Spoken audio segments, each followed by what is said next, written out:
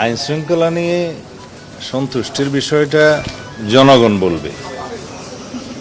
আমরা তো সবসময় বলবো আমরা আইন শৃঙ্খলা পরিস্থিতি উন্নত করতে পেরেছি, তবে জনপ্রত্যাশা অনুযায়ী উন্নীতকরণের জন্য আরও সময় লাগবে। আমাদের এখন মাত্র 6 মাস পার হলো, এর মধ্যে আমরা অনেক সংস্কার কাজ করেছি এবং আইন শৃঙ্খলা রক্ষাকারী বাহিনীর প্রশংসনীয় বিভিন্ন উদ্যোগ আপনারা দেখতে পেয়েছেন। আমরা আশা করি 180 দিনের মধ্যে সরকারের বাস্তবায়িত এবং যেগুলো শুরু করেছে ইনিশিয়েটিভ অনেক কর্মসূচি, এগুলো প্রশংসিত হয়েছে।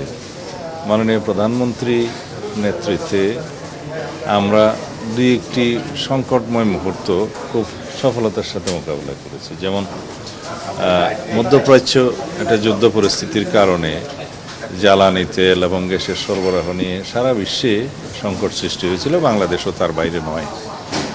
কিন্তু আমরা দীর্ঘ 1 মাস পর্যন্ত কোনো জ্বালানি তেলের বা গ্যাসের মূল্য বৃদ্ধি করিনি। একটা পর্যায়ে বুড়ো মৌসুমের সময় মনে হয় 14 কি 15 এপ্রিল, আমার ঠিক মনে হয়, বা 16 এপ্রিল হতে পারে, তখন আমরা সহনীয় মাত্রায় জ্বালানি তেলের মূল্য বৃদ্ধি করেছি। বুড়ো মৌসুমে কৃষকদের কথা চিন্তা করেই তিনি সেই সিদ্ধান্তটা নিয়েছিলেন যে সেই সময় পর্যন্ত কোনো জ্বালানির মূল্য বৃদ্ধি করা হয়নি। যদিও ওই সময়ে সারা বিশ্বে আমাদের পার্শ্ববর্তী দেশসহ অনেক দেশেই জ্বালানি তেলের মূল্য প্রায় দ্বিগুণ হয়ে গিয়েছে।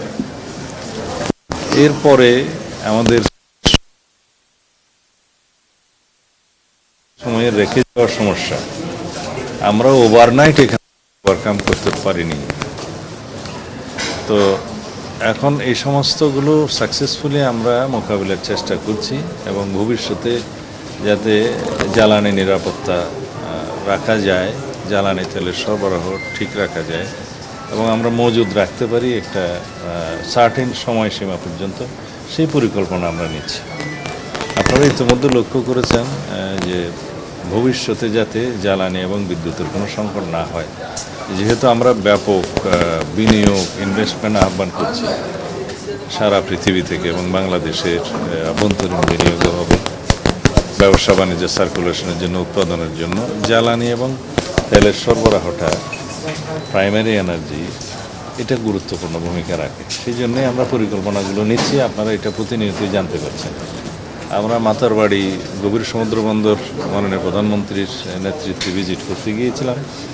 সেখানে আমরা ল্যান্ড বেস এলএনজি টার্মিনাল করার বিষয়ে আমরা সিদ্ধান্ত নিয়েছি, মাননীয় প্রধানমন্ত্রী সিদ্ধান্ত দিয়েছেন এবং নিশ্চয়ই আপনারা জেনেছেন ইতিমধ্যে আরেকটি এফএসআরও স্টাবলিশ করার জন্য এই মহেশখালী একটা সার্টেন জায়গায় সিলেকশনের জন্য জরিপ চলছে এবং সিদ্ধান্ত হয়েছে এখানে G2G ভিত্তিতে আরও একটি এফএসআরও, 2টা এফএসআরও নির্মাণ করা হবে।